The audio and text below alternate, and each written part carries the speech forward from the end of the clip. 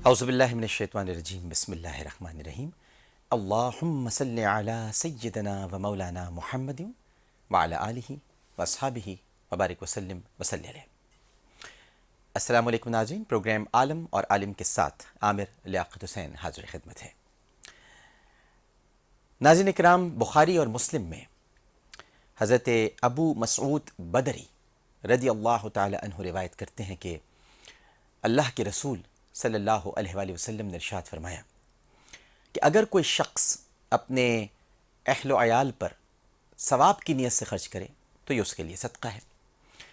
اور ایک دوسری حدیث میں حضرت سعد بن ابی وقاص رضی اللہ تعالی عنہ بیان کرتے ہیں کہ میرے آقا حضرت محمد مصطفیٰ صلی اللہ علیہ وآلہ وسلم نے ارشاد فرمایا کہ تم جو کچھ بھی خرچ کرتے ہو یا جو کچھ بھی خرچ کرو جس سے اللہ کی رضا مطلوب ہو تو اس پر تمہیں اجر اور ثواب ملے گا، یہاں تک کہ اپنی بیوی کے منہ میں ایک لقمہ بھی رکھو تو اس کا بھی ثواب ہے۔ اب ایک تیسری حدیث بھی سن لیجئے جو کہ صحیح مسلم میں ہے، اور اگر ہم پھر تینوں احادیث پر غور کریں گے جو کہ حضرت ابو ذر غفاری رضی اللہ تعالی عنہ جس کے راوی ہیں کہ اللہ کے رسول صلی اللہ علیہ وآلہ وسلم نے ارشاد فرمایا کہ اگر کوئی اپنی بیوی کے ساتھ ازدواجی تعلقات قائم کرے گا تو اس میں بھی اجر و ثواب ہے۔ اب جیسے آپ متعجب ہوئے یہ بات سن کر اور ہو رہے ہوں گے، اسی طرح صحابہ کرام رضوان اللہ تعالی علیہم اجمعین نے بھی تعجب سے اس وقت پوچھا کہ اے اللہ کے رسول صلی اللہ علیہ وآلہ وسلم، ہم میں سے کوئی شخص اپنی شہوت پوری کرتا ہے تو کیا اس میں بھی ثواب ہے؟ ارشاد ہوا تمہارا کیا خیال ہے؟ اگر یہ شخص اپنی شہوت بیوی کے علاوہ حرام کے راستے سے پورا کرے تو کیا اس کو گناہ ہوگا یا نہیں ہوگا؟ اسی طرح اگر وہ حلال راستے کو اختیار کرتا ہے تو کیا اس کے لیے اجر و ثواب نہیں ہوگا؟ تو یہ تینوں احادیث جن کا میں نے ذکر کیا اور یہ سعادت حاصل ہوئی کہ نبی کریم صلی اللہ علیہ وآلہ وسلم کے اس پیارے قول مبارک کو یا اقوال کو آپ کے سامنے پیش کروں، یہ بخاری اور مسلم کی ہیں، لہٰذا اب ان کی صحت میں بھی شک و شبے کی گنجائش تو ہے نہیں۔ یہ احادیث میں نے کیوں بیان کی؟ کیونکہ ان احادیث میں عورت کی عزت و تکریم کی طرف اشارہ ہے اور میاں بیوی کے درمیان بہترین تعلقات پیدا کرنے اور ازدواجی زندگی میں پیدا ہونے والے اختلافات سے بچنے کی ترکیب بیان کی گئی ہے۔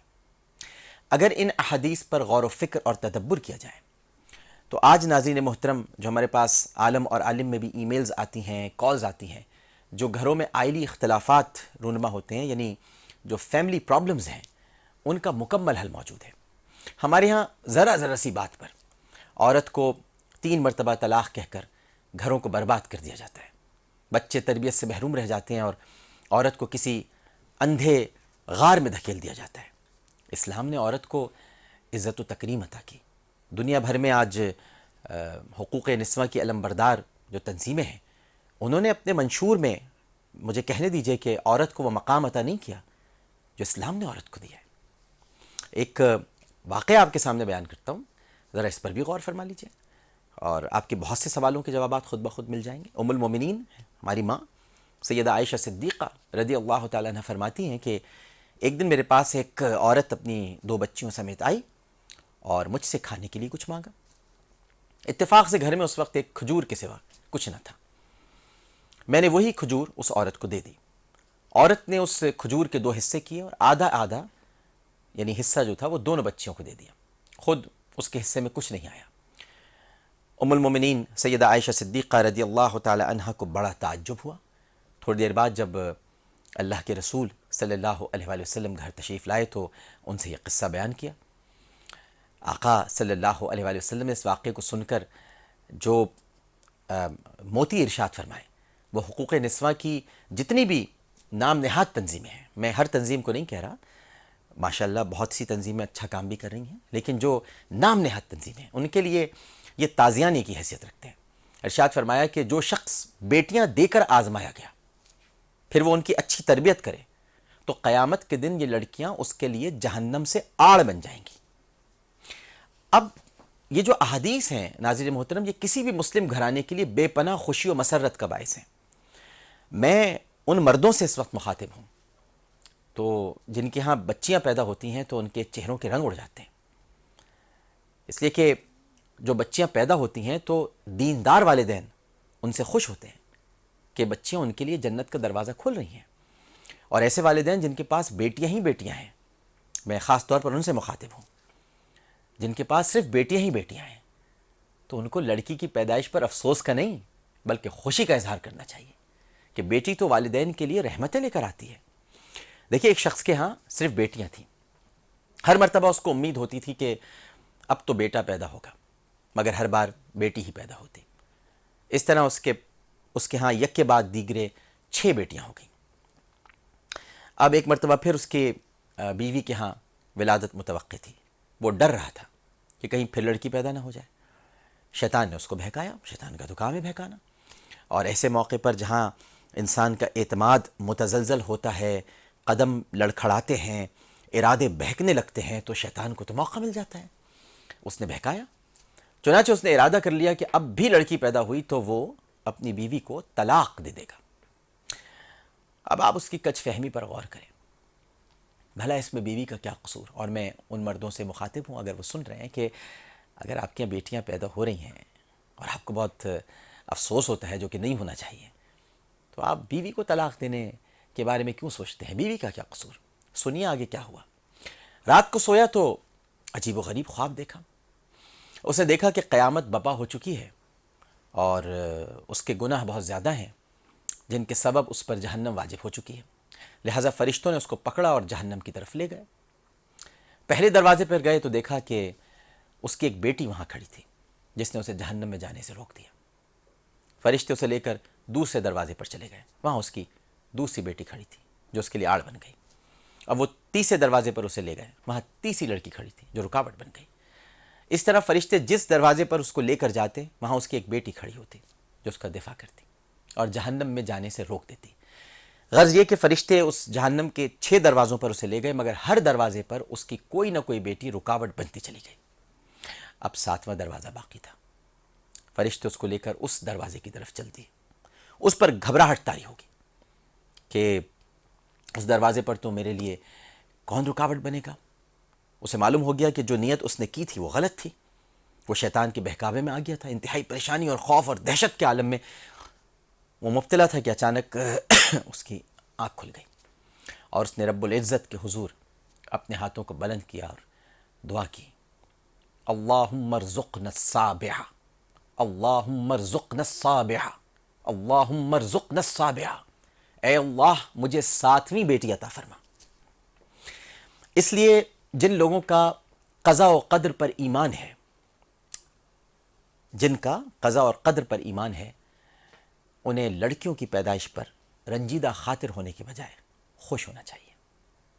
ایمان کی کمزوری کے سبب جن بدعقیدہ لوگوں کا یہ تصور بن چکا ہے کہ لڑکیوں کی پیدائش کا سبب ان کی بیویاں ہیں، یہ سراسر غلط ہے۔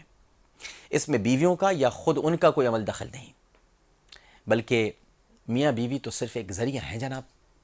پیدا کرنے والی ہستی تو صرف اللہ وحدہ لا شریک ہے۔ وہی جس کو چاہتا ہے لڑکا دیتا ہے، جس کو چاہتا ہے لڑکی دیتا ہے، اور جس کو چاہتا ہے لڑکے اور لڑکیاں ملا کر دیتا ہے، اور جس کو چاہتا ہے بانجھ بنا دیتا ہے۔ ایسی صورت میں ہر مسلمان پر واجب ہے کہ اللہ کی قضاء و قدر پر راضی رہے۔ یہ باتیں میں نے آپ سے اس لیے کہی ہیں، گزشتہ 1-1.5 ہفتے سے کچھ ای میلز ایسی آئی ہیں اور کچھ کالز جو میں نے ریسیو کی ہیں، ان میں میری بہنوں کا یہ شکوہ تھا کہ ہماری یہاں بچیاں ہیں اور ہمارے شوہر ہمیں عزت نہیں دیتے بچیوں کی وجہ سے، ان کے چہروں کے رنگ اڑ جاتے ہیں۔ اسی طرح سے ایک اور خاتون نے، جن کا میں نام نہیں بتانا چاہوں گا، انہوں نے مجھ سے بات کی اور انہوں نے بتایا کہ میری گھر میں ایک بچی پیدا ہوئی تھی اور مجھے بعد میں بتایا گیا کہ وہ مر گئی ہے، لیکن مجھے شک ہے کہ اسے میرے گھر والوں نے مار دیا کیونکہ وہ میری 5ویں بچی تھی، اور یہ سب امید لگائے بیٹھے تھے کہ لڑکا پیدا ہوگا۔ اب اس طرح کے واقعات معاشرے میں جب رونما ہوتے ہیں تو دل کبیدہ خاطر ہوتا ہے۔ ناظرین محترم، میں نے یہ باتیں اس لیے کہیں کہ شاید کہ تیرے دل میں اتر جائے میری بات، شاید کہ آپ کو اندازہ ہو جائے کہ جس تحفے کو آپ قتل کر رہے ہیں یا جس کو رعونت سے دیکھتے ہیں، نفرت سے دیکھتے ہیں، وہ تحفہ آپ کی اپنی طاقت اور صلاحیت کی بنیاد پر آپ کو نہیں ملا ہے، بلکہ اللہ نے آپ کو عطا کیا ہے. اور آپ اگر اللہ کے دیے ہوئے تحفے کو ٹھکرا دیتے ہیں تو پھر اس سے جنت کی طلب بھی مت رکھیے، مت رکھیے اس سے جنت کی طلب، کیونکہ جب آپ دنیا میں اس کے دیے ہوئے تحفوں کی قدر نہیں کر رہے تو آخرت میں جنت کا کیا کیجیے گا. ہمارے ساتھ ابھی تھوڑی دیر بعد علماء کرام ہوں گے، لیکن اس سے پہلے میں آپ کے سامنے ویسٹ پوائنٹ کی فوڈ فیکٹری کے لیے سوال رکھ رہا ہوں. اور اب آپ کے جو ہاتھ ہیں وہ فوری طور پر اپنے سیل فون کی طرف لپک جائیں تاکہ آپ ایس ایم ایس کرنا شروع کر دیں. جس کا ایس ایم ایس پہلے آ گیا اور جتنے زیادہ ایس ایم ایس آئے تو ہم قرآن اندازی کے ذریعے اس فوڈ فیکٹری کو دیں گے. بڑی زبردست فوڈ فیکٹری ہے اور بہت ماشاءاللہ سستی نہیں ہے. ویسٹ پوائنٹ کی اچھی سی فوڈ فیکٹری ہے اور عالم اور عالم میں آپ کو ایسی چیز تو ہم دیں گے بھی نہیں. تو سیدنا فاروق اعظم رضی اللہ تعالی عنہ کے ساتھ ایک اور صحابی بھی ابو لولو فیروز کے دھو دھاری خنجر سے شہید ہو گئے تھے، ان کا نام بتائیے. سیدنا فاروق اعظم رضی اللہ تعالی عنہ کے ساتھ ایک اور صحابی ابو لولو فیروز کے دو دھاری خنجر سے شہید ہو گئے تھے، ان کا نام بتائیے. ٹرپل اے لکھنے کے بعد ان کا نام لکھیے اور 436 پر سینڈ کر دیجیے. جتنے زیادہ ایس ایم ایس جیتنے کے اتنے ہی زیادہ مواقع. یہ نہیں کہ آپ ایک ہی مرتبہ جواب بھیج دیں، آپ 3-4 مرتبہ بھیج سکتے ہیں کیونکہ پھر وہ سب قرآن اندازی میں شامل ہو جائیں گے اور پھر آپ ہی جیت سکتے ہیں. لہٰذا ویسٹ پوائنٹ کی فوڈ فیکٹری کے حصول کے لیے آپ نے اس سوال کا جواب دینا ہے. آپ ہمیں کال کر کے بھی جواب دے سکتے ہیں، لیکن ایس ایم ایس کے ذریعے دیں گے تو زیادہ بہتر ہے کیونکہ فوری طور پر ہمیں یہ معلوم ہو جائے گا. اور کال میں تو انتظار کرنا پڑتا ہے، ٹیلی فون ملا رہے ہیں آپ، انگیج مل رہا ہے کیونکہ بہت سارے لوگ کال کر رہے ہوتے ہیں. آپ ایس ایم ایس کر دیجئے اور 436 پر سینڈ کر دیجئے. ایک وقفہ لیتے ہیں، وقفے کے بعد دوبارہ حاضر ہوں گے علماء کرام کے تعارف کے ساتھ. ہمیں یقین ہے کہ آپ سب لوگ ہمارے ساتھ ہی رہیں گے. السلام علیکم ورحمۃ اللہ. بعض گمان ایسے ہیں جو گناہ ہیں، اسے انسان کو حتی الامکان گناہ سے بچنا چاہیے. تہمت کی جگہ سے بچو. تہمت لگانا تو بہت دور کی بات ہے، اس جگہ سے بھی بچو. اس تہمت کی جگہ سے بچنا، یہ حضور صلی اللہ علیہ وسلم بدگمانی سے بچانے کا پہلا طریقہ ارشاد فرما رہے ہیں. السلام علیکم ورحمۃ اللہ. عالم اور عالم میں خوش آمدید. اور ہمارے ساتھ علماء کرام تشریف فرما ہیں جن کا میں آپ کے سامنے تعارف کرا دیتا ہوں. ماشاءاللہ آج ایک مرتبہ پھر موجود ہیں سربراہ تنظیم المساجد اہل سنت پاکستان اور محتمم جامعۃ المصطفیٰ صلی اللہ علیہ وآلہ وسلم رضویہ، ہمارے بہت ہی قابل احترام، اکثر و بیشتر آپ انہیں عالم اور عالم کی محفل میں دیکھتے رہتے ہیں، مفتی محمد عابد مبارک صاحب. السلام علیکم. وعلیکم السلام. مزاج گرامی بخیر. الحمدللہ، جزاک اللہ. ان کے ساتھ تشریف فرما ہے ہمارے بہت ہی پرانے کرم فرما. اور جب یہ عالم اور عالم نہیں بلکہ جب عالم آن لائن شروع ہوا تھا تب سے یہ ہمارے ساتھ رہیں. ملک میں موجود نہیں تھے کیونکہ ماشاءاللہ ان کے بہت خطابات اور مصروفیات تھیں، تو اسفار بھی جاری رہتے ہیں، تو ملک میں نہیں تھے. تو جب تشریف لائے ہم نے گزارش کی آج پھر ہمارے ساتھ موجود ہیں. ادارے تنظیم المکاتب کے آپ سربراہ ہیں. 46 کتابیں مختلف دینی موضوعات پر آپ کی شائع ہو چکی ہیں اور دینی تعلیم آپ نے قم، نجف اشرف، عراق اجتہاد کے ساتھ ماشاءاللہ حاصل کی ہے. تشریف فرمائیں علامہ سید رضی جعفر نقوی صاحب. السلام علیکم. وعلیکم السلام ورحمۃ اللہ. طبیعت کیسی ہے؟ اللہ تعالیٰ آپ کو سلامت رکھے. آمین. چلتے ہیں آپ کی کالز کی طرف اور سنتے ہیں، سمجھتے ہیں اور جانتے ہیں ہم سے پہلا سوال کیا کیا جا رہا ہے. السلام علیکم. وعلیکم السلام. عامر بھائی کیا حال ہے؟ الحمدللہ بھائی، آپ کیسے ہیں؟ ٹھیک ہے. میں ٹھیک ٹھاک. سوال کیا کیجیے گا. جی سوال پوچھنا تھا کہ کسی کی بدگمانی کو کیسے دور کیا جا سکتا ہے؟ اچھا ٹھیک ہے، بالکل صحیح ہے. کسی کی بدگمانی کو کیسے دور کیا جا سکتا ہے. ایک اور کالر موجود ہیں. السلام علیکم. السلام علیکم. جی وعلیکم السلام، فرمائیے. جی عامر بھائی، میں وجاہت بات کر رہا ہوں. جناب وجہ صاحب. جی میرا سوال یہ تھا کہ کیا کسی کے اوپر شک کرنا کوئی گناہ ہے؟ اچھا، یعنی کسی بات پر شک کرنا یا بلا وجہ شک کرنا؟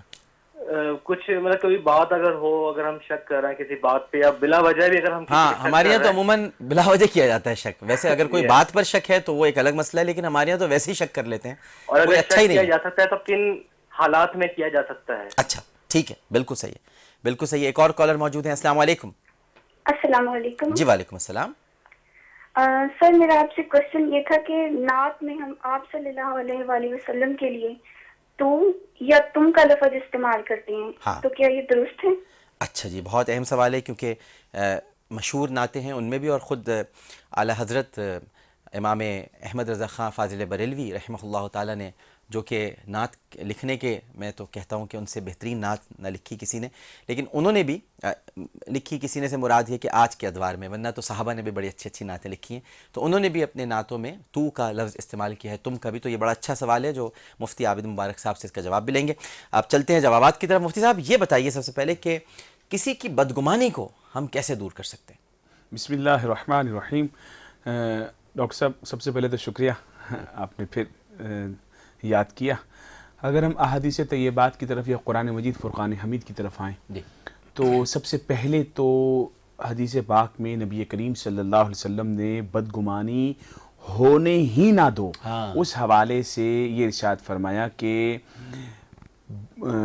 تہمت کی جگہ سے بچو، تہمت کی جگہ سے بچو، تہمت کی جگہ سے بچو۔ تہمت لگانا تو بہت دور کی بات ہے، اس جگہ سے بھی بچو، بچو۔ اس تہمت کی جگہ سے بچنا، یہ حضور صلی اللہ علیہ وسلم بدگمانی سے بچانے کا پہلا طریقہ ارشاد فرما رہے ہیں۔ کیونکہ ڈاکٹر صاحب اگر کوئی شخص بھلے نمازی پرہیزی ہے، وہ اگر کسی شراب خانے سے باہر نکل رہا ہوگا تو لوگ یہ نہیں کہیں گے یار یہ نمازی نماز پڑھ کے باہر نکل رہا ہے، لوگ یہ کہیں گے بھائی شرابی شراب خانے سے باہر نکل رہا ہے۔ تہمت کی جگہ سے بچے، یہ ارشاد فرمایا۔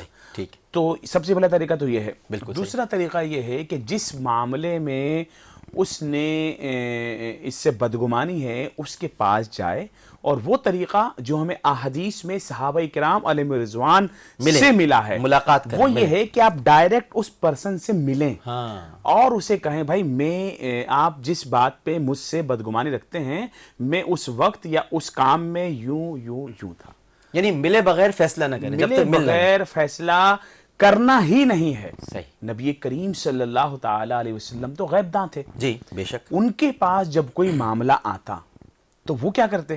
وہ بغیر ملے کبھی کسی ایک فرد کی بات سنے فیصلہ کیا ہی نہیں۔ بے شک۔ اور اس کے علاوہ ایک اور بات، اگر کوئی شخص کسی گناہ میں مبتلا ہو بھی جاتا، بدگمانی تو دور کی بات، پردہ پوشی کتنا پردہ پوشی فرماتے کہ ایک صحابی رسول آئے سامنے سے، یا رسول اللہ صلی اللہ علیہ وسلم میں ہلاک ہو گیا، میرے ساتھ یہ معاملہ، رک گئے، ادھر منہ کر لیا، پھر وہاں سے گھوم کے آئے، یا رسول اللہ صلی اللہ علیہ وسلم میری بات سنیے، پھر گھوم گئے، تیسری طرف وہ صحابی رسول وہاں سے آئے، پھر نبی پاک صلی اللہ علیہ وسلم پھر منہ گھما لیا۔ 4 مرتبہ انہوں نے جب چاروں طرف سے آ کر اقرار کیا تو پھر ان کے خلاف فیصلہ صادر ہوا۔ آپ حضرت مائز کا ذکر کر رہے ہیں، مائز اسلمی رضی اللہ تعالیٰ عنہ۔ تو اب مسئلہ یہ ہے کہ میرے آقا علیہ السلام کا تو طرز یوں ہے، جی، اور ہم جو ہے وہ خامخواہ کسی کے خلاف بدگمانی کریں، مگر کچھ مراتب ایسے ہوتے ہیں، درجے ایسے ہوتے ہیں جہاں شک کرنا ضروری ہوتا ہے۔ بالکل صحیح۔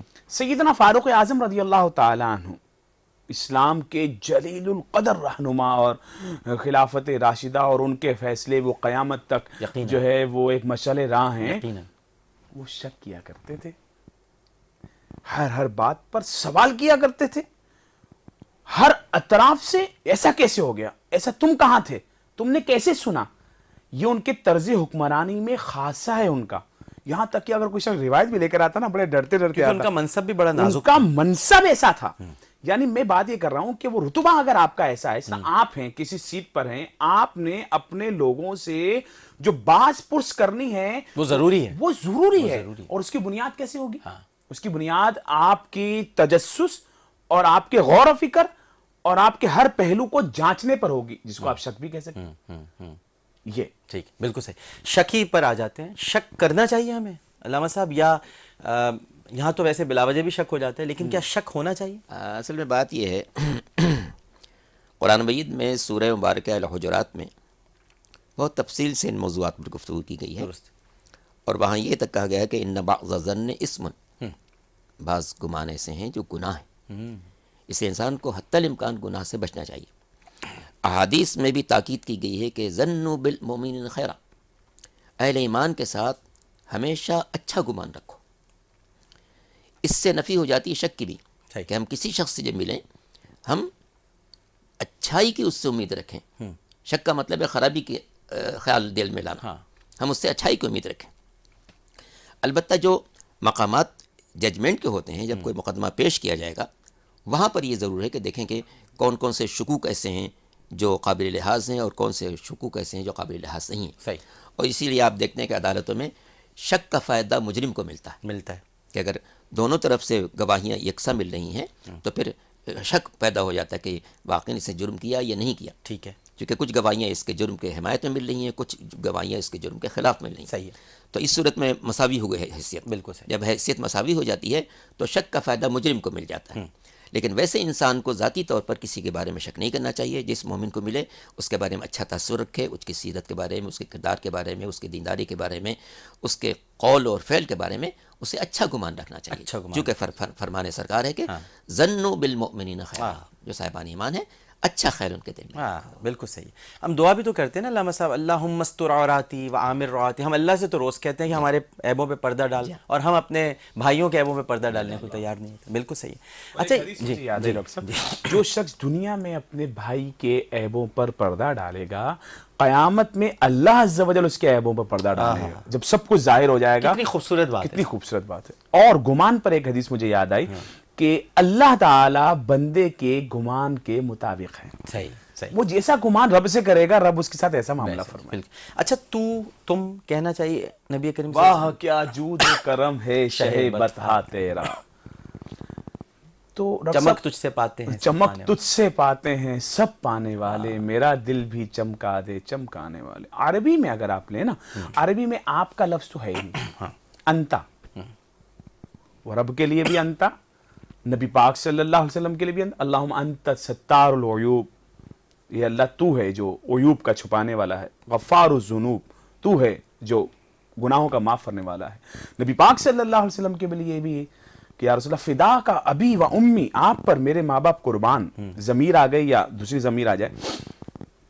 اب ہماری جو وہ ہے نا، کیا نام ہے اس کو، ایک کہتے ہیں ضرورت شعری، مطلب جو نعت لکھتے ہیں، تو ضرورت شعری کی وجہ سے یہ جو لفظ ہے یہ بھی ادب ہی میں آتا ہے، بے ادبی میں نہیں آتا. یعنی یہ فن شعری کا حصہ، فن شعری کا حصہ ہے، اور یہ ادب ہی ہے، بے ادبی نہیں. لکھنے والا یہ بے ادبی سے نہیں لکھ رہا، ورنہ نعت ہی نہ لکھتا، ورنہ نعت ہی نہ لکھتا. اگر بے ادب ہوتا تو نعت کیسے لکھتا؟ کمال. بے ادب ہوتا تو نعت کیسے؟ بالکل صحیح بات کی آپ نے. اگر بے ادب ہوتا تو تعریف سرکار اس کے قلم یا منہ سے نکلتی ہی نہیں. میرے امام اہل سنت مولانا شاہ احمد رضا خان علیہ رحمت الرحمان کے بارے میں نے کتاب میں پڑھا. 2 قلم سامنے رکھا کرتے تھے.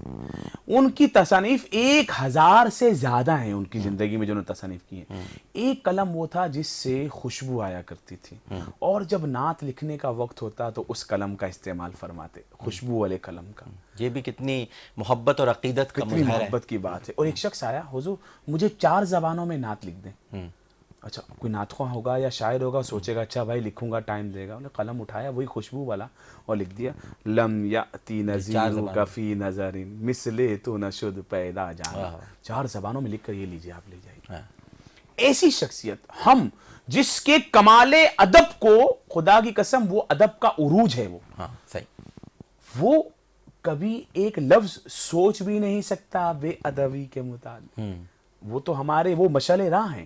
تو یہ جو چیزیں ہیں، میری بہن نے جو سوال کیا اپنے ذہن سے وہ نکال دیں. یہ ادب انہوں نے بھی محبت سے کیا، وہ بھی ظاہر ہے کہ ادب کو ہی ملحوظ خاطر رکھتے ہیں، لیکن آپ نے بہت اچھا جواب دے دیا. آپ سے بھی چاہوں گا اس کا جواب. ایک وقفہ لے لوں پہلے، وقفے کے بعد حاضر ہوتے ہیں، کیونکہ علامہ رضی جعفر نقوی صاحب سے اس لیے پوچھوں گا کیونکہ اگر آپ نہج البلاغہ پڑھیں تو مولا کائنات سیدنا علی کرم اللہ وجہہ کے جتنے خطبات ہیں وہ اللہ کی بڑائی بیان کرتے ہوئے ہی شروع ہوئے اور اسی پر ختم ہوئے، اور وہاں اللہ کو تو کہہ کر مخاطب کیا. اور آگے جہاں تذکرہ نبی کریم صلی اللہ علیہ وآلہ وسلم کا آیا تو وہاں خطبہ کے ترجمہ کرنے والے نے آپ وہاں پہ لکھا. تو اب میں یہ پوچھوں گا کہ ایسا یہ معاملہ کیوں ہے کہ ہم خدا کے لیے تو یا رسول کے لیے آپ؟ تو آپ بھی ذرا جواب دیجئے. ایک وقفہ. السلام علیکم ورحمۃ اللہ. حرام کا لقمہ پیٹ میں ہے تو 40 دن تک نماز کے بارے میں آیا. جواب ان کا بھی درست ہوا کہ جب آپ کو پتہ دیر میں چلا تو لا یکلف اللہ نفسا الا وسعها. انسان گنہگار اسی وقت ہوتا ہے جب اس کو علم. السلام علیکم ورحمۃ اللہ. عالم اور عالم میں خوش آمدید. اور چلتے ہیں علامہ رضی جعفر نقوی صاحب کی طرف، کیونکہ حضرت علی کرم اللہ وجہہ الکریم جنہوں نے ماشاء اللہ علم کے دریا بہا دیے، اور جو خطبات ان کے ہیں، اسی لیے تو کہا جاتا ہے انا مدینۃ العلم، جو حدیث ہے، وعلی بابھا، تو میں علم کا شہر ہوں، علی اس کا دروازہ ہے. تو دروازے سے بھی تو کچھ داخل ہونے کی کوشش کریں اور یہ جانیں کہ یہاں تم اور آپ کا کیا معاملہ ہے. جی بسم اللہ الرحمن الرحیم. اصل بات یہ ہے کہ یہ تم اور آپ، یہ اگر کسی کی غیبت میں ہو تو خلاف ادب ہے. صحیح. لیکن جب مخاطب ہوتے ہیں تو یہ لفظ تم یا تو کمال عشق اور کمال محبت کا اظہار ہے، اور کمال قربت بھی ہے. کمال قربت بھی ہے. جی. اس لیے اللہ کو اگر یوں کہا جائے اللہ آپ رحم کر دیں، اس کے بدلے کہ ہے پالنے والے تو رحم فرما. آہا. اس تو میں جو مٹھاس ہے اس آپ میں نہیں ہے، جی. چونکہ محل بدل گیا. تکلف نہیں ہے. ہاں تکلف نہیں ہے. جی ہاں، تکلف نہیں. تو اسی طرح سرکار دو عالم حضرت محمد مصطفیٰ صلی اللہ علیہ وسلم کو مخاطب کرنے میں ٹھیک ہے کہ انسان کو بیشتر مقامات پر یہی مد نظر رکھنا چاہیے، لیکن اگر ضرورت شہری کے تحت تو سے مخاطب کر دیتے ہیں تو یہ بھی جیسا کہ مولانا صاحب نے کہا تکلف برطرف کرنے والی بات ہے. اور کمال عشق میں جس طریقے سے انسان کمال محبت میں اللہ سے تو کر کے جو مخاطب کرتا ہے اس میں زیادہ چاشنی ہے. اسی طرح سے حضور کے کو بھی اگر ہم نے کمال محبت میں اس لفظ تو سے مخاطب کر لیا تو یہ محبت کی علامت ہے. اور دیکھیں نا، یہ اگر آپ مجھے اجازت دیں علامہ صاحب، تو میں ظاہر طفل مکتب ہوں، آپ لوگوں سے سیکھتا رہتا ہوں. یہ آپ اور تو کی جو تمیز ہے یا فرق ہے یا امتیاز ہے، یہ اردو زبان میں ہی ہے. انگریزی میں تو یو ہے. جی ہاں، یو کا کیا کہیں گے؟ اور پنجابی میں تسی ہے. ہاں تسی ہے. تسی میں اساں دی گل سن لو. جی ہاں. تو اب یہ انتا ہے. تو یہ تو ہم نے خود یہ تمیز بنائی ہے اپنی زبان کے اعتبار سے. ورنہ ادب تو دل میں ہونا چاہیے نا کہ آپ کس طرح سے بات کریں، ورنہ یہ تو زبان کے لوازمات ہیں جن کا ہمیں اختیار کریں. بالکل ٹھیک ہے. ایک آن کیمرہ ہمارے ساتھ سوال ہے، ہم سوال سنتے ہیں اور پھر مفتی صاحب اور علامہ صاحب سے اس کا جواب معلوم کرتے ہیں. جی. مجھے علماء کرام سے یہ کویسچن پوچھنا ہے کہ جب ہم فارن کنٹریز میں جاتے ہیں اور خاص طور پہ میرج ہو کے ویڈنگ کے تھرو جا رہے ہوتے ہیں، فرض کریں ہم وہاں گئے اور ہمیں نہیں پتہ ہے اور ہم حرام کی طرف کبھی خدا نہ خواستہ کسی غلطی کی وجہ سے ہم چلے جاتے ہیں، تو اس کا گناہ کیا ہے اور اس کو مطلب اس کا کفارہ کیا ہوگا؟ علامہ صاحب آپ اس کا جواب پہلے دیجیے. میں سمجھتا ہوں کہ مغربی دنیا میں جاتے وقت ضرور معلومات کر لینی چاہیے کہ میں کہاں جا رہی ہوں، کن لوگوں کے درمیان رہوں گی، کون کون سے غذا مجھے کھانی ہوں گی. پھر وہاں کے بازار میں ایک اچھی بات یہ ہے کہ آپ جو چیز بھی چھوٹی بڑی خریدیں گے اس پر لکھا ہوگا کہ اس کے اندر کون کون سی چیزیں شامل ہیں. پنیر خرید رہے ہیں تو اس پر بھی لکھا ہوا ہے، چاکلیٹ خرید رہے ہیں اس پر بھی لکھا ہوا ہے، بسکٹ خرید رہے ہیں اس پر بھی لکھا ہوا ہے، مکھن خرید رہے ہیں اس پر بھی لکھا ہوا ہے. اب تو نمبرز بھی پتہ ہوتے ہیں کہ یہ نمبر ان کے اس کا ہے. جی. تو اس اعتبار سے جو کہیں جا رہا ہے اسے لازماً وہاں کی معلومات حاصل کر کے جانی چاہیے. جس طرح موسم کی معلومات حاصل کر کے جاتا ہے، اسی طرح سے اپنے دین کی معلومات حاصل کرنے کے جانا چاہیے کہ میں جس شہر میں رہوں گی مجھے حلال غذا ملے گی یا نہیں ملے گی، اور جو چیزیں بازار میں ہیں ان میں کیا خصوصیات ہیں. پہلی بات تو یہ. اگر انسان کبھی مجبور ایسا ہو جاتا ہے کسی پارٹی میں گئے اور ہمیں معلوم نہیں تھا، ایک کھانا ہمارے سامنے لا کے رکھا گیا، ہم سمجھتے تھے کہ حلال ہے، بعد میں ہمیں پتہ چلا کہ حرام ہے، تو اس صورت میں استغفار کر دینا چاہیے. اور بعض کتابوں میں نے پڑھا ہے کہ اگر ایسی صورت ہو جائے تو کسی غریب کو ایک کھانا کھلا دینا چاہیے تاکہ وہ کفارہ اس کا ادا ہو. ٹھیک ہے، کیونکہ انہیں پتہ نہیں تھا. پتہ نہیں. ٹھیک ہے، بالکل. مفتی صاحب آپ کیا فرمائیے؟ قے کر کے نکال دینا چاہیے. اچھا، اور قے کرنے کے لیے کیا کریں؟ قے کرنے کے لیے جو بھی طریقہ اپنائیں، انگلی ڈالیں یا گرم پانی پئیں، ہاں اگر بعد میں پتہ چلے. ہاں اگر بات، اچھا، کیونکہ اللہ ایک سوال اس میں اٹھتا ہے، بہت اہم آپ نے بات کی. یہ تو منحصر اس بات پر ہے کہ فوراً پتہ چل گیا. اب فرض کیجئے یہ بات 2 دن بعد پتہ چلی، پھر کیا کریں گے؟ قرآن مجید ہمارے سامنے ہے. اب بتائیے. لا یکلف اللہ نفسا الا تو وسعها. وہی بات آ گئی نا، پھر آپ پر کوئی اب بوجھ نہیں. مسئلہ یہ ہے کہ اگر آپ نے کھایا ہاں، اور اس کے بعد پتہ چلا یار پتہ استغفر اللہ ربی من کل ذنب واتوب الیہ، تو اس سے مطلب جو ہے نا وہ بڑا ہلکا معاملہ ہو جاتا ہاں یہ تو آپ نے صحیح فرمایا. نہیں جب فوراً تو پتہ چل گیا تو پھر تو آپ وہ حرام نکالیں اس کو بھائی، کیونکہ جس چیز سے اللہ رب العزت نے منع کیا ہے وہ چیز آپ کے جسم میں ہونے نہیں چاہیے. حرام لقمہ اگر جسم کا حصہ بن جائے تو یہ 40 دن بھی فرمایا جاتا ہے کہ دعا قبول نہیں ہوتی. ہاں یہ تو ہے کہ حرام بڑے معاملات ہیں. حرام کا لقمہ پیٹ میں ہے تو 40 دن تک نماز کے بارے میں آیا. جواب ان کا بھی درست ہوا کہ جب آپ کو پتہ دیر میں چلا تو لا یکلف اللہ نفسا الا وسعها. انسان گنہگار اسی وقت ہوتا ہے جب اس کو علم. ہاں، اور جب آپ کو فوراً پتہ چلا تو نکال دینا چاہیے. یہ دونوں باتیں ہمارے سامنے آ گئی. بالکل ٹھیک ہے. میں بہت شکر گزار ہوں مفتی محمد عابد مبارک صاحب آپ کا اور علامہ رضی جعفر نقوی صاحب آپ کا. آپ دونوں شخصیات عالم اور عالم میں تشریف لائیں. اور ایک مرتبہ پھر آپ کے سامنے سوال رکھ دیتا ہوں کیونکہ بھائی آپ نے SMS تو کرنا ہے، اور یہ سوال بڑا اہم ہے جو میں آپ سے کر رہا ہوں، کیونکہ ویسٹ پوائنٹ کی فوڈ فیکٹری کا سوال ہے یہ۔ سیدنا فاروق اعظم رضی اللہ تعالی عنہ کے ساتھ ایک اور صحابی بھی ابو لولو فیروز کے 2 دھاری خنجر سے شہید ہو گئے تھے، ان کا نام بتائیے۔ سیدنا فاروق اعظم رضی اللہ تعالی عنہ کے ساتھ ایک اور صحابی بھی ابو لولو فیروز کے 2 دھاری خنجر سے شہید ہو گئے تھے، ان کا نام بتائیے۔ چپلے لکھنے کے بعد وہ نام لکھیے اور 436 پر سینڈ کر دیجئے۔ جتنے زیادہ SMS اتنے ہی زیادہ جیتنے کے مواقع، اور ویسٹ پوائنٹ کی فوڈ فیکٹری آپ کو دے دی جائے گی۔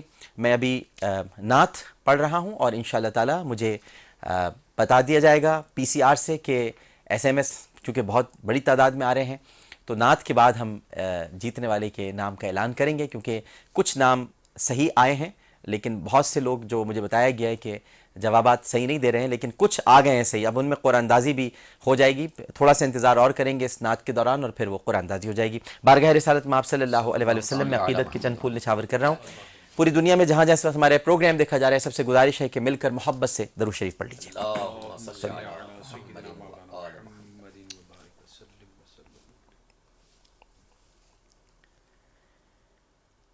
اے سبز گنبد والے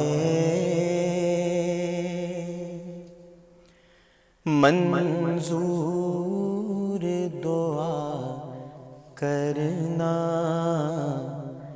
جب وقت نزا آئے دیدار عطا کرنا۔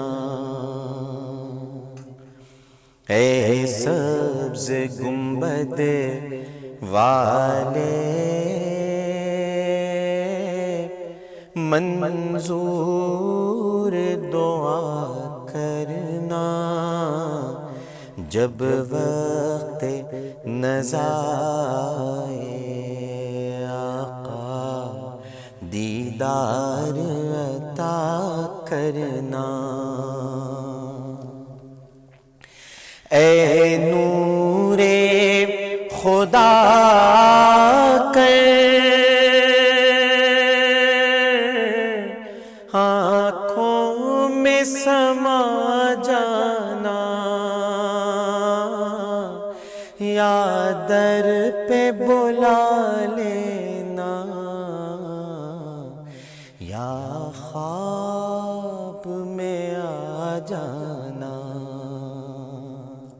اے پردہ نشیں دل کے پردے میرا کرنا، جب وقت نزا آئے آقا دیدار عطا کرنا۔ میں قبر اندھیری میں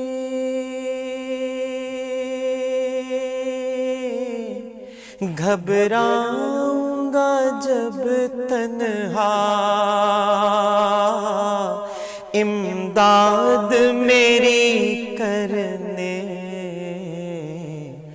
آ جانا شہ بطحا، امداد میری کرنے آ جانا میرے آقا، روشن میری تربت کو اے نور خدا کرنا، جب وقت نزا آئے آقا دیدار عطا کرنا۔ مجرم ہوں جہاں بھر کا